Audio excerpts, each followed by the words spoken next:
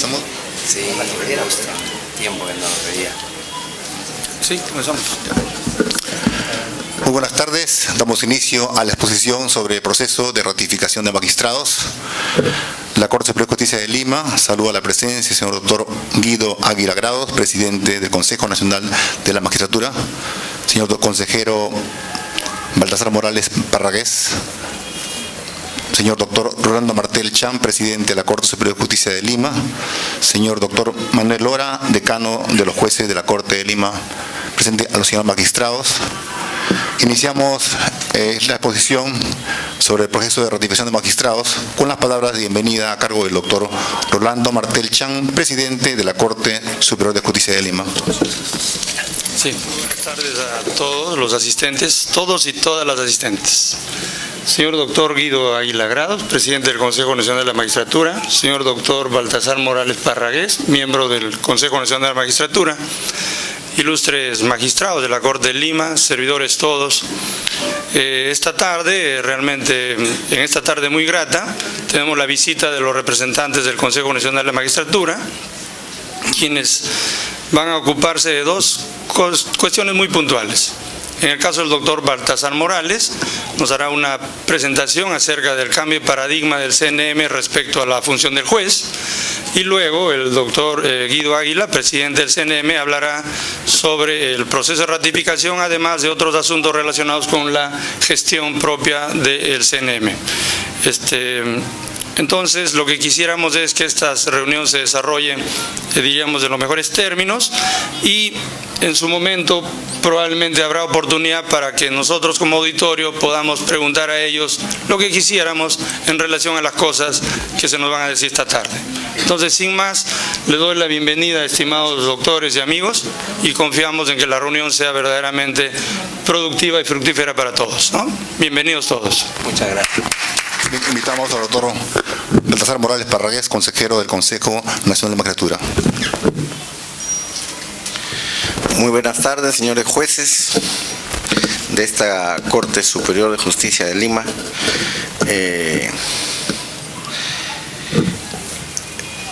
Para mí un honor estar acá ante ustedes. Como siempre lo digo cuando voy a toda sede del Poder Judicial, ante un poder del Estado, que son ustedes. Y este poder del Estado ha designado a un representante que es quien habla, que forma parte integrante del Consejo Nacional de la Magistratura. Pero como integrante del Consejo Nacional de la Magistratura ya dejo de ser algo así como representante de los jueces, ya represento al Consejo Nacional de la Magistratura. Por supuesto que el conocimiento y la vocación de haber sido magistrado, de haber sido juez, lo llevo innato y me sirve para desempeñarme en la labor en el Consejo Nacional de la Magistratura, que como ustedes saben hay un representante del Poder Judicial, de la Fiscalía, representante del Colegio de Abogados y representante de las universidades y de otras instituciones. El tema que voy a abordar en breve va a ser sobre el nuevo paradigma del Consejo Nacional de la Magistratura respecto a su función relacionada con el Poder Judicial. Este nuevo colegiado que integra el Consejo Nacional de la Magistratura ha tenido ahora un cambio de concepción filosófica, un cambio de concepción institucional de la labor que hace respecto a los miembros del Poder Judicial en concreto.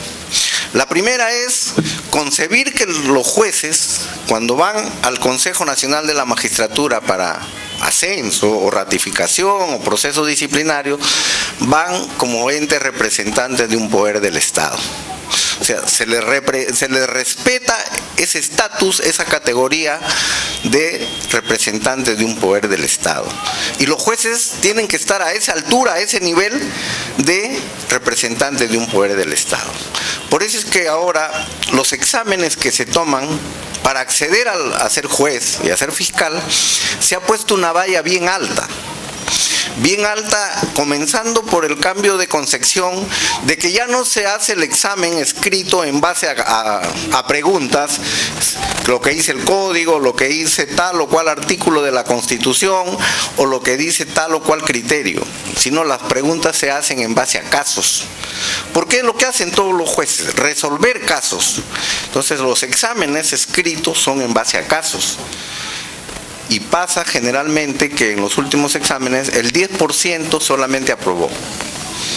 Ya es una valla bien alta. Y lo bueno que nosotros hemos rescatado es de que los que no aprobaron no dijeron el examen está mal hecho, el examen está mal orientado, está direccionado. Han dicho el examen estuvo bien exigente. Ya no hay esa nota de 98, 99 puntos en el examen escrito, que lógico daba como para que aquel que pasa ya es un genio en el derecho porque domina todas las áreas, y ahora se está cuidando ese nivel. El otro tema es de que ese respeto a los jueces y a los fiscales en los procesos de ratificación ya no es como si nuestra mente de un tribunal penal se haya trasladado al Consejo de la Magistratura y que todos los que hemos pasado ratificación han visto, ¿no? Parece que el tribunal está arriba y el reo está abajo. Así igual se replicaba con los magistrados. Hoy día, ustedes ven los procesos de ratificación, se ha elaborado una mesa redonda donde el juez es un miembro más de los que están participando en la entrevista. Eso da una imagen de horizontalidad. Ya los miembros del Consejo no son los que están mirando hacia abajo como si fuera un procesado al juez en materia de ratificación. Y esto tiene que ver también, como lo igual en el concepto inquisitivo del proceso penal, que tiene que demostrar la inocencia el procesado, igual para ratificaciones el juez tenía que hacer llegar sus resoluciones, sus declaraciones juradas, su partida de nacimiento, su DNI y todo. Y algunos magistrados tenían que pedir licencia para poder. Hoy día ya no es así.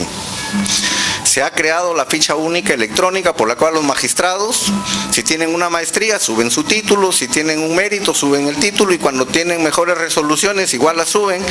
Y para el proceso de ratificación, pues en base a lo que hay y a lo que nosotros solicitamos, evaluamos.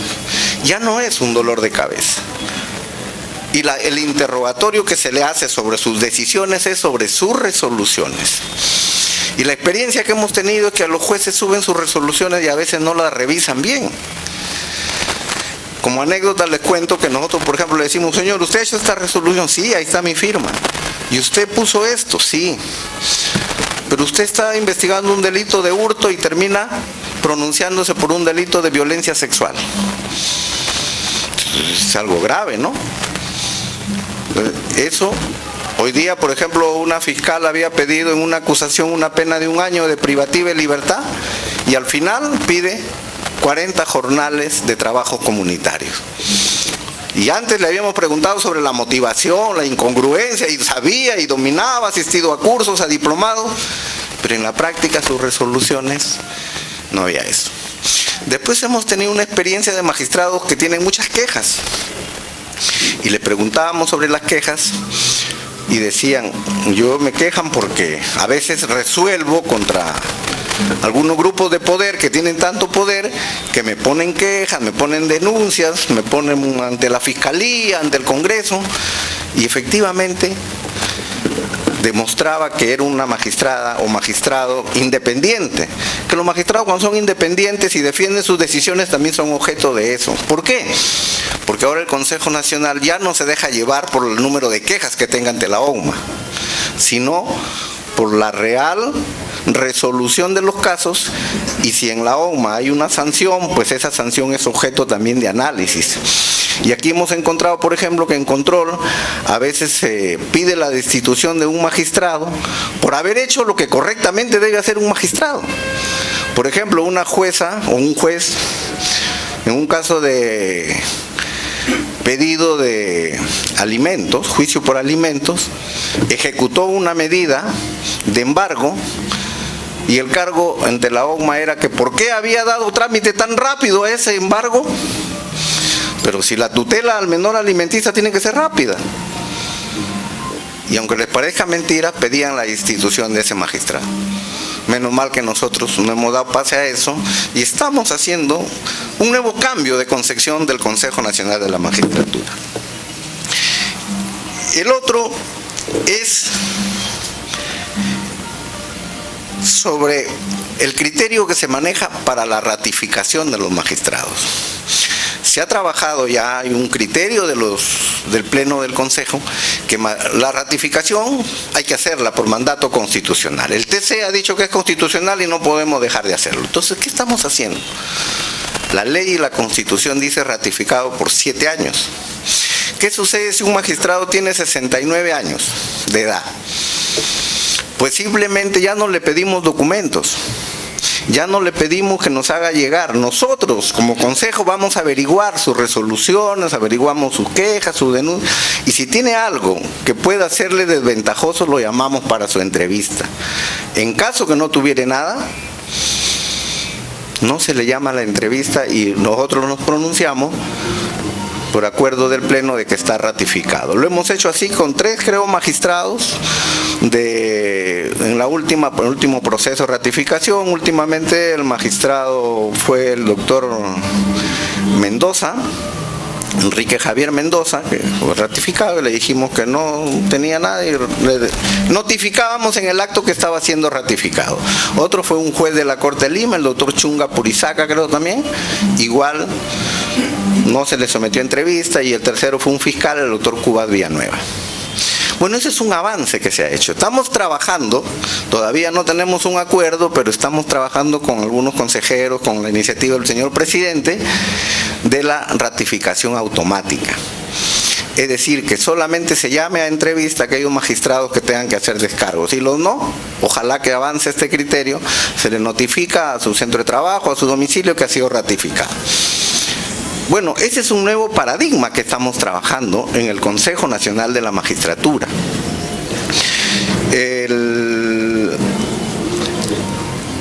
Lo que sí tenemos que incidir es de que a veces los magistrados, cuando son objeto de proceso disciplinario, de destitución o de no ratificación,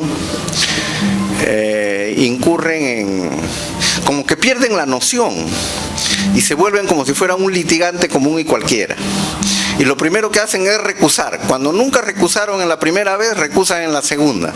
Entonces, como que nosotros nos decimos, oye, este señor ha sido juez, ha sido fiscal y ya está utilizando estas armas. Un poco que eso, no hay que perder nunca esa vena, ese ADN que nosotros tenemos como magistrados, ¿no?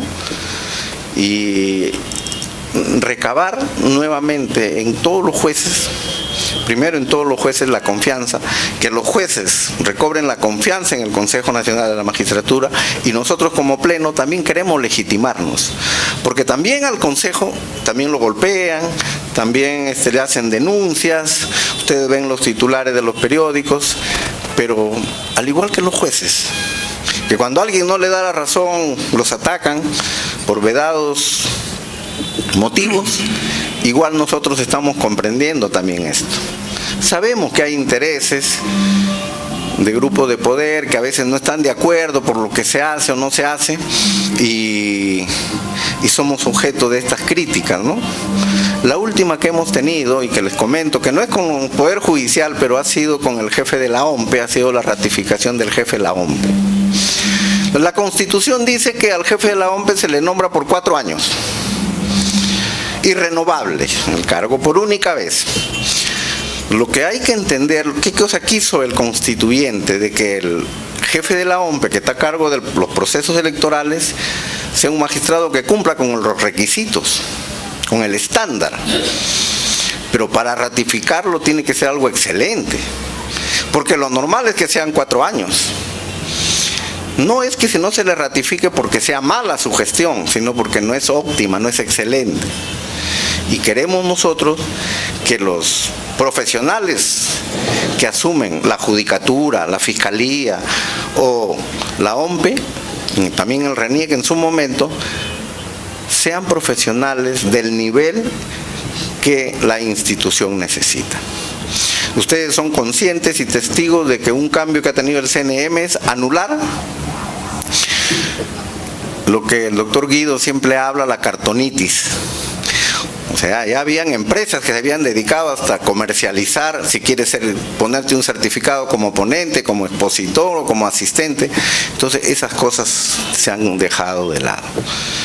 Al magistrado, más que evaluarlo por los grados, títulos, condecoraciones, se le va a evaluar por su producción, por la calidad de sus resoluciones, por la calidad de sus decisiones y por la valentía que asume en defender la independencia de la judicatura.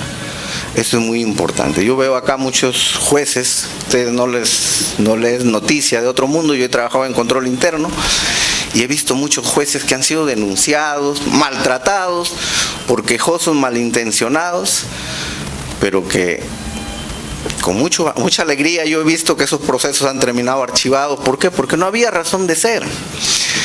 Lo que pasa es que a veces se tiene también temor, abren un proceso y ya la gente se asusta. No, tranquilo nomás, si no hay nada, no hay que temer. Yo siempre le digo a los jueces, porque tienen tanta carga procesal, que a veces hacer descargos en la OUMA, sacar copia, nos quita tiempo. Entonces yo les aconsejo, no hagan descargo. No hagan descargo. Déjenlos ahí. En su momento,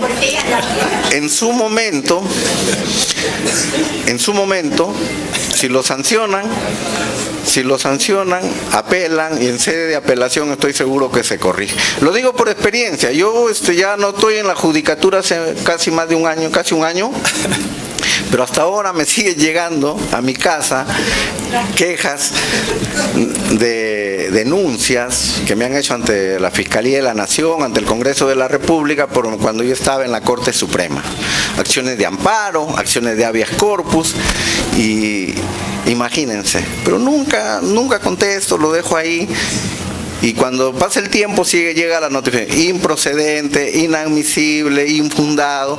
Entonces, y ahora tenemos una herramienta nueva que es el contencioso, ¿no? Que sí, aun cuando los sanciones pueden ir al contencioso. Así que tranquilos nomás, centrémonos en la función de jueces y no olviden este consejo que siempre les doy.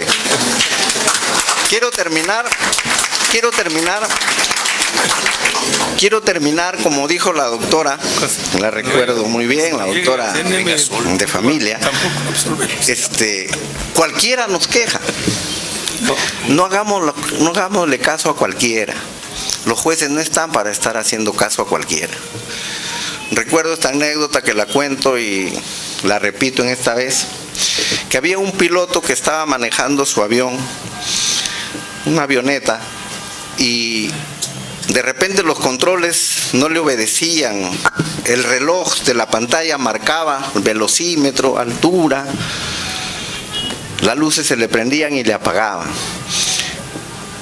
Preocupado, comienza a ver y había una rata que le mordía los cordones y originaba todo esto. Entonces se puso a tratar de perseguir a la rata y perdió el control del avión. Recordó un consejo que le dio su profesor, su instructor: cuando se te presente una rata en tu trabajo, sube tu nave, vuela más alto. A las alturas las ratas no llegan y mueren.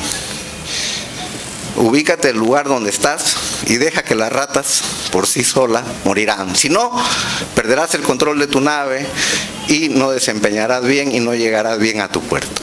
Muchas gracias, señores. Ha sido un gusto. A continuación tenemos exposición a cargo del doctor Guido Águila Grados, presidente del Consejo Nacional de la Magistratura, tema proceso de ratificación de magistrados. Muchas gracias. Muy buenas tardes, un cordial saludo desde el presidente de la Corte Superior de Justicia de Lima, el doctor Rolando Martel Chan, y a cada uno de los jueces aquí presentes, a cada uno de los del factor humano y a todos los asistentes en general de la Corte Superior de Justicia más importante del país.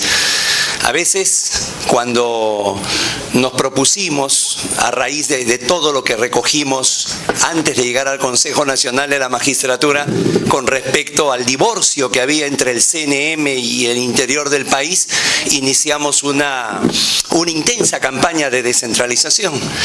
Tan así que nos estábamos olvidando de la corte más importante, la mayor. Al momento de poder hacer el recuento para el informe de gestión, evidentemente alguien por ahí me dijo: doctor, no hay una foto con la Corte Superior de Justicia de Lima, y es por eso que estamos muy agradecidos por esta oportunidad, porque nos permiten transmitir algo que, por más que lo hacemos a través de las redes sociales, a través de la página web, a través de estos viajes, nunca se puede llegar a todos los jueces, a todos los fiscales. Por eso valoramos de sobremanera la presencia de todos ustedes y confiamos que lo que ustedes puedan percibir acá de este corto encuentro lo puedan multiplicar, lo puedan transmitir, para así fortalecer las instituciones del sistema de justicia.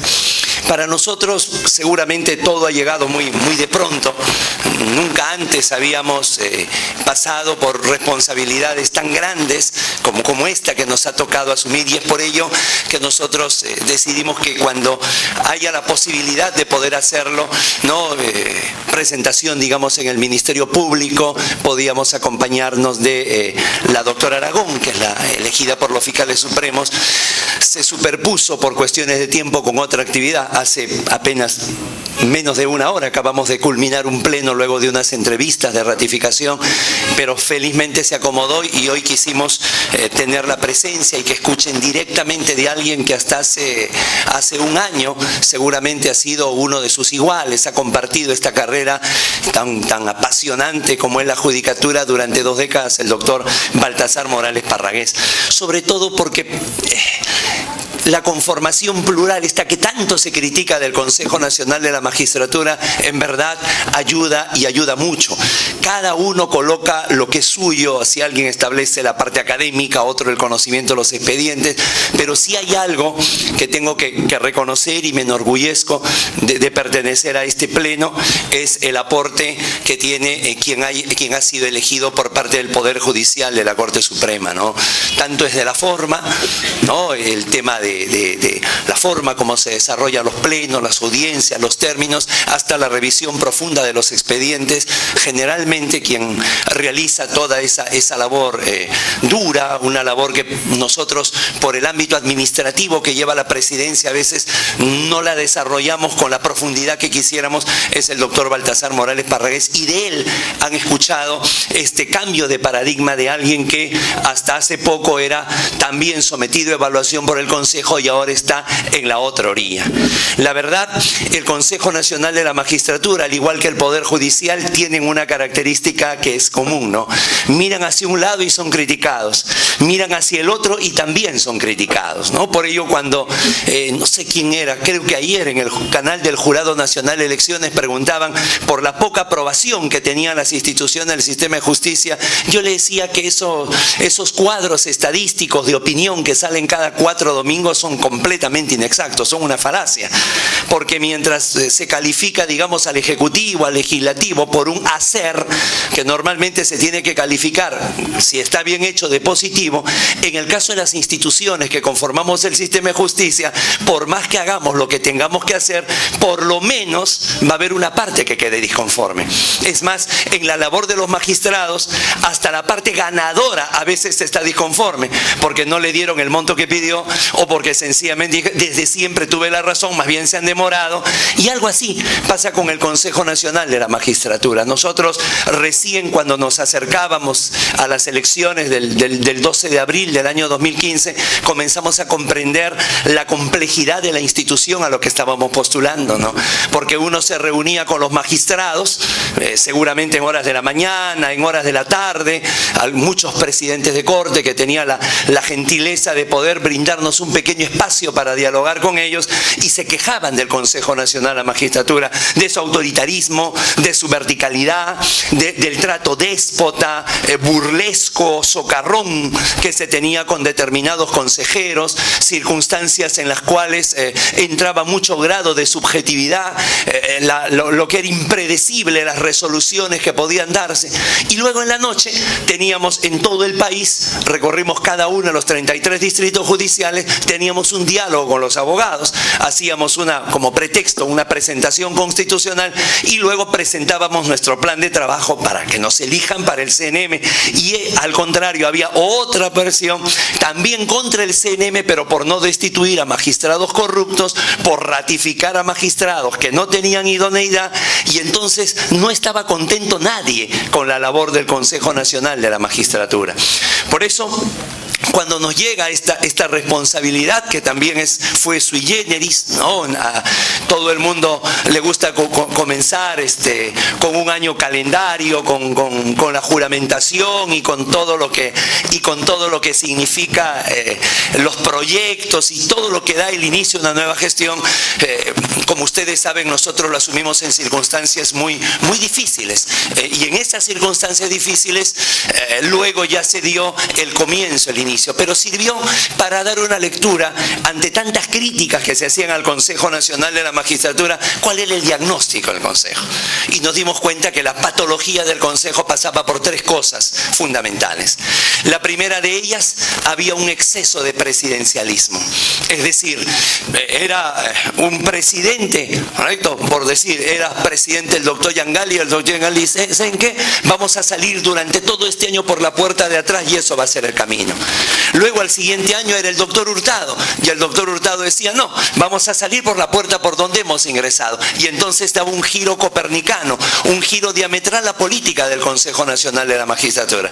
Al siguiente año era el doctor Ordóñez, y el doctor Ordóñez decía, no, como el ascensor está fallando, mejor salimos por la ventana y bajamos por una cuerda, con políticas totalmente distintas cada año, y con todo lo que esto significa. Cambio en los funcionarios, sobre todo en los de confianza, jefe de gabinete, secretario general, es decir, cargos muy importantes, muy sensibles que cambian.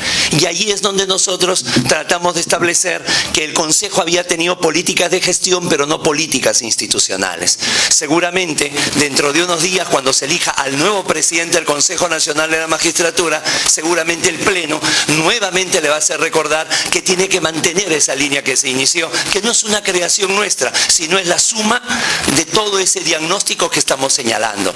Ese presidencialismo le había hecho demasiado daño, porque al ser una conformación plural, no es como acá.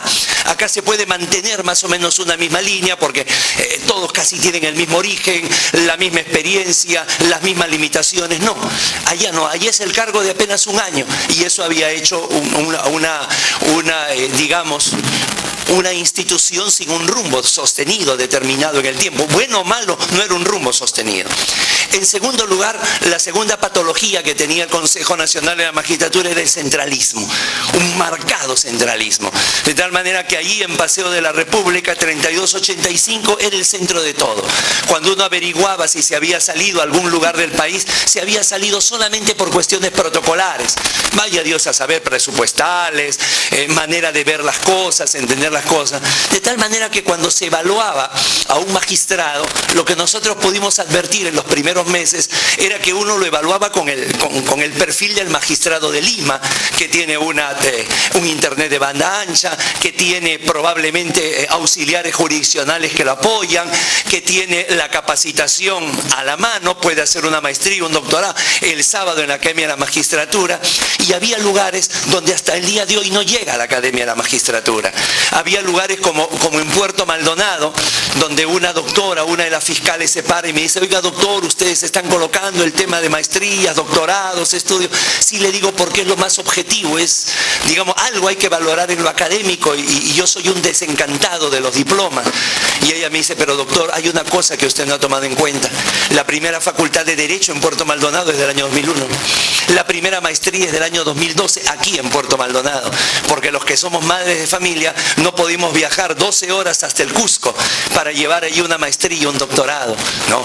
O el encontrarse con los jueces en Cerro de Pasco y que te muestren, cada uno de ellos nos muestren, justamente coincidimos con el doctor Parragués, que el 80% de los jueces tiene plomo en la sangre, y lo único que ellos piden es que se les dé 1000 soles más en sus saberes mensuales como una especie de indemnización organización adelantada. O en Chachapoyas, donde realmente el local es un local, no solamente que no hay un solo local propio, sino que es un local en precarias condiciones, ¿no? O la sala de Huancané, uno puede decir, caramba, en Puno, ¿cómo puede haber una sala mixta en Huancané? Es un gran paso. No tiene acceso a internet. Es más, uno a veces menciona lugares del interior del país. Hay lugares acá en Lima. Hay lugares acá en Lima donde apenas hay 4 horas diarias de luz. Más hay un local muy cerca, en el límite de uno de los distritos mesocráticos que tiene esta ciudad, donde sencillamente ni siquiera a veces hay luz para la ventilación y se nota el ambiente cargado. Entonces, ¿qué hemos encontrado a través de esto? El conocer al magistrado, que no es un solo tipo de magistrado, sino son diversos tipos de magistrados que en algunos casos son verdaderos héroes civiles, pero eso solamente se consigue yendo al lugar. Y el tercero que veíamos era el calendario del Consejo. Sí, muy bien. Hoy terminamos las entrevistas de selección y nombramiento. Perfecto. Jueves, viernes para oxigenar, para preparar, revisar. El lunes comenzamos ratificación. Termina el 3 de marzo ratificación.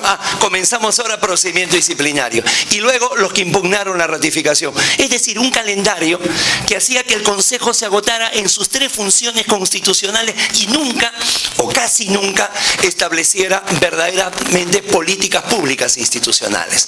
Ahí están las 3 patologías. Un exceso de presidencialismo que hacía una institución que no tuviera un rumbo adecuado.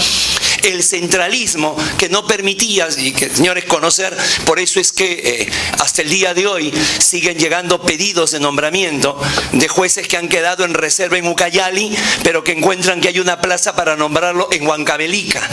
Y dice que no, hay que se pida. Y no se entiende de que una de las cosas que se debe tener, o una de las cosas que este pleno ha determinado, es el arraigo. Es decir, magistrados que quieran estar en ese lugar donde se le nombra. Pareciera que el mensaje, yo entiendo, jamás vamos a criticar a plenos anteriores. Es más, todo lo que hemos podido hacer, lo poco que hemos podido hacer es sobre la base de lo que otros plenos han hecho. Pero en esa intención de luchar contra la provisionalidad se hizo nombramientos sin determinar esto que hoy día decimos. Tiene que haber identidad geográfica e identidad en la especialidad. Y entonces, ¿qué pasaba? Se nombraba un magistrado al que tenía su familia en Piura, se le nombraba entonces ahora en Andahuaylas, y luego comenzaba a buscar las razones para su traslado. De tal manera que el que salía perdiendo era el justiciable, el que salía perjudicado era el magistrado que sí quería hacer una carrera en Andahuaylas, pero que era despojado. Es en Moyobamba donde nosotros encontramos una denominación que lo quisimos anotar en alguna columna, pero que siempre no pasó por el censo conyugal, que siempre pasan los lunes en la mañana antes de enviarlo al diario, ¿no? Cuando decían los famosos jueces de miércoles, como ellos lo llaman así, haciendo el énfasis de una palabra más esdrújula que nunca, jueces de miércoles. ¿Por qué los llamaban? Porque como no estaban arraigados en ese lugar, llegaban los martes en la mañana y se iban los jueves en la noche. De tal manera que el único día que estaban las 24 horas era el día miércoles. Y entonces eran los llamados jueces de miércoles. Y a partir de allí nosotros comprendimos, y esto lo debatimos, señores, por más de que de alguna manera se haga con mayor lentitud el nombramiento de los candidatos en reserva, había que lograr esto, el arraigo, ¿no? Lo que hemos denominado la pasión por ser juez, porque hay gente que está dispuesta a dejar todo lo que tiene que dejar en su zona de origen para establecer la labor de un juez. Entonces, a partir de allí es que comenzamos nosotros a diseñar esta gestión que ya ingresa a su epílogo, que ya termina. Con respecto al presidencialismo, creo que hemos establecido las líneas generales para que esto pueda continuar. O sea, no hay manera de poder salirse. Hoy tenemos un pleno que definitivamente cada uno de los 7 hace su labor y que de alguna manera a nadie se le puede ocurrir que se puede apartar de una línea institucional que hemos establecido, porque las grandes decisiones siempre se toman por unanimidad. En segundo lugar, con el tema de la descentralización, Este viernes a las 4 de la tarde estamos en Lima Este y el día lunes estamos en Abancay, ¿no? Sería el distrito el 32º y el 33º. Con el 33 con Abancay cerramos la visita a todos los distritos judiciales y fiscales del país, lo que nos permite en una evaluación que no nos vengan a decir, señores, hay esto, sino que conozcamos las limitaciones en las cuales se desarrollan, y nos ha permitido hacer algunos reconocimientos a la práctica. Por ejemplo, la Fiscalía de Cajamarca, que ha logrado que esta rivalidad entre Movistar y Claro, la rivalidad la lleven para bien. Cada uno se ha comprometido a construir un albergue para menores y se deje ese viejo albergue que está al lado del cuarto de rescate de Atahualpa como un museo, y ya todo se ha llegado a un acuerdo con el Ministerio de Cultura. O en Arequipa, ¿no?, donde la gestión anterior no solamente ponía la pasta roja en los expedientes de personas de la tercera edad, sino que desde que ingresan al Poder Judicial a hacer una cola, un escrito, tienen a disposición todo un equipo médico y paramédico para las personas de la tercera edad. Acabamos de aprobar el día de hoy en el Pleno 2 informes que nos han enviado la Corte de Piura y la Corte de Ayacucho sobre lo que han llamado la minca judicial. Es decir, ellos en el ámbito de querer recuperar lo perdido durante la huelga, están trabajando los sábados y domingos de una manera organizada, ¿no? Y en general todo esto es un desarrollo que se viene determinando a raíz justamente de valorar al magistrado durante en todo el país, ¿no? Está entonces el fin, digamos, de esa suerte presidencialismo. Cambiarán algunos estilos administrativos, no puede ser de otra manera, pero la línea que sigue el Consejo no puede variar en el ámbito de nuestras decisiones y en el ámbito de la filosofía institucional. Y en las políticas públicas institucionales también, ahí es donde no es que a nosotros, esto por eso le digo, es importante su asistencia y les agradezco, y con esto termino, a veces no alcanza con la sola publicación de las cosas, porque nunca tiene la razón de ser. Cuando nosotros analizamos que a través de la Corte Suprema habían ciertas, digamos, sugerencias para que se eliminara de la parte de la evaluación en la ratificación las declaraciones juradas de los magistrados y que se dejara de evaluar la conducta, se determinó que este Pleno determinó que el Consejo Nacional de la Magistratura perdería su razón de ser. Y entonces y se quedaría solamente como un ente de nombramiento. Es a partir de allí cuando viene nuestra propuesta. Una propuesta que tiene disiente lógicamente de lo que piensa la mayoría de jueces, que es el tema que el control disciplinario quede de parte del Consejo Nacional de la Magistratura.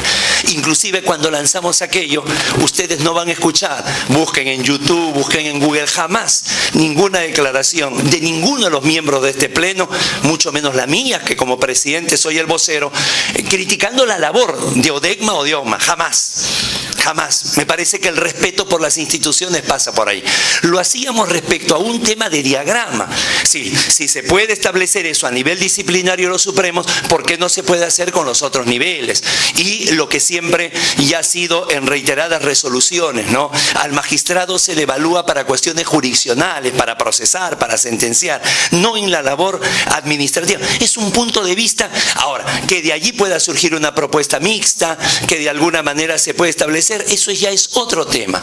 Y una de las cosas que ha señalado el doctor Morales en el cambio de paradigma es justamente ese. Aquella siempre es noticia, ¿verdad? OCMA pide la destitución de 55 jueces. Y entonces se llama al CNM y dice, ¿cuándo van a ser destituidos? Como si fuéramos una mesa de partes. Yo he sacado las estadísticas. Por lo menos de cada 5 que nos llegan pedido de destitución, 1 no es destituido. El 20% se han dado. Hemos reenviado para sanción menor y hasta en algunos casos hemos absuelto. Porque hemos encontrado que al magistrado no se le ha respetado el debido procedimiento. Y eso a costa de que nos digan, oiga, se les pide la destitución y ustedes no sacan a los corruptos porque no lo encontramos. Allí tengan ustedes la garantía que de los 7 donde nos estamos repartiendo las funciones, hay algunos que tenemos esta competencia, la constitucional, la penal, la de argumentación, y que siempre, en caso de duda, siempre va a ser pro magistrado, por una razón fundamental: cada uno de los magistrados titulares ha sido nombrado por este organismo. Entonces no podemos nosotros seguir con lo que muchas veces encontramos, la cultura de la sospecha, ¿no? Esto que para mí fue nuevo. Me reciben, juramento, un almuerzo, y me dicen ya hay que trabajar. Y entonces todo el almuerzo tuve que estar, pues mi cónyuge, mis hijas, mis padres tuvieron que establecer el almuerzo con los invitados, porque inmediatamente teníamos una reunión por el tema de Ramos Heredia. Y luego esa misma tarde-noche, me llevo a mi casa ya los expedientes de ratificación que teníamos para la próxima semana. Y en esos expedientes, digamos, yo estaba, por decir, en plena entrevista, ¿no? Y en esa entrevista, digamos, con el doctor Díaz, y de pronto me llegaba un papel, ¿no? Alguien de la comisión, ¿sí? Acaba de ingresar esto, que dice que el doctor ejerce violencia psicológica sobre sus hijos, que el doctor tiene una relación paralela, y a partir de eso, en el momento...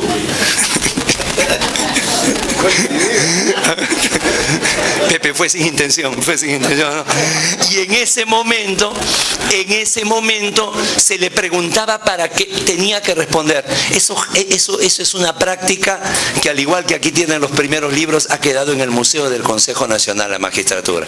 Hasta determinado día hay la participación ciudadana, ¿no? Y otra práctica, la que fui testigo, ¿no? Con la laptop, muy bien el nombre, Osvaldo Ordóñez Alcántara. Y ahí comenzaban la búsqueda en Google, ¿no? Y en un Google especializado. A ver, todo mi conocimiento en ingeniería, a ver, ¿para qué estoy acá? Listo, le encontraba un periodicazo, le encontraba un titular. Y entonces, al momento del debate, nunca se decía dónde estaba, cuál de los 12 rubros de conducta y dónde no. Pero ¿cómo lo vamos a ratificar si hay eso?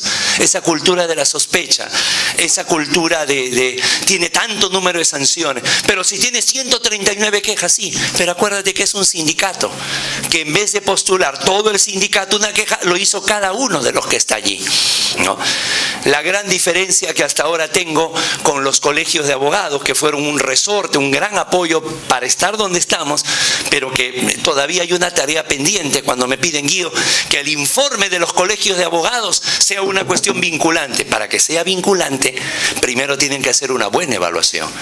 Porque no me van a decir, digamos, que el doctor Valencia en Ayacucho es un juez laboral y entonces ve que todos sus 2.000 expedientes son firmados por 60 abogados. 60 abogados conocen el actuar de él y son evaluados por 1.500.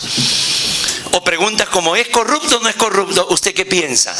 No se trata de preguntarle a un taxista, no se trata de una charla de café con una persona jubilada, con todo lo que esto significa como riqueza. Es una labor técnica, es un trabajo técnico. Este pleno está convencido de que existen extraordinarios magistrados que nunca van a verse ensombrecidos por el mal actuar de uno o de otro, ¿no? Y si tenemos algo en común es eso, que luego de nuestras decisiones con el Poder Judicial, quiero decir, hay alguien que no queda contento. Si hay algo que tenemos en común es en contra de la justicia mediática, lo que hacen los diarios, ¿no? Al pueblo, ¿a quién libera? ¿A Barrabás o a Jesús? Listo, a Barrabás. Y entonces se ve, ¿no? Y entonces ahí estamos en medio de esas presiones, atentos a estas cosas, atentos a cualquier tipo de decisión. Y entonces, al igual que ustedes, nos defendemos con nuestra motivación, nos defendemos con nuestras resoluciones, pero sobre todo el poner la cabeza en la almohada y dormir tranquilos de que se ha hecho las cosas bien y estamos tratando de construir una nueva institución. Mucho tienen que llegar, mucho tienen que ayudar los jueces, ¿no? Cuando nosotros la primera decisión que tomamos es una destitución, normalmente hemos encontrado que los magistrados, a quienes votamos por esa institución, ya metieron sendas denuncias constitucionales en el Congreso. Ya a sus congresistas de la región a la que pertenecen comienzan a mover a la Comisión de Justicia para que esto se dé. Eso no es un actuar de un magistrado, no. Entiendan, yo entiendo el sentimiento que hay de muchos magistrados que han sido maltratados por el Consejo Nacional de la Magistratura. Entiendo muchos que han tenido que hacer un paréntesis en su carrera porque no fueron ratificados cuando era una cuestión no discrecional, sino arbitraria. Pero que se entienda que las instituciones pasan por diferentes etapas. Y esto queremos que no solamente sea una isla, sino que luego, antes de irnos, seguramente poner todos los candados posibles para que un próximo pleno no venga y los varíe. Y vamos a insistir en esto, ¿no? Hemos sido la primera institución del sistema de justicia que ha propuesto su propia reforma. Si esto realmente se amplía la base de los electores y se eleva los requisitos, pienso yo de que van ustedes a tener en los próximos 3 años y medio, un nuevo Consejo Nacional de la Magistratura, que con la base, con el sedimento que se le deje, van a ustedes tener aquello que siempre se debió tener de parte del Poder Judicial hacia el Consejo, que es el respeto y la confianza, y no ese temor que lamentablemente se ha ido incubando durante algún tiempo. Así es que quedamos a las inquietudes de ustedes para poder seguir mejorando nuestro trabajo. Doctor Martel, a cada uno de los presentes, muchísimas gracias. Agradecemos la exposición del doctor Guido Águila Grados, presidente del Consejo Nacional de la Magistratura, en el tema proceso de ratificación de magistrados. ¿Alguna pregunta, señor magistrados, a la mesa?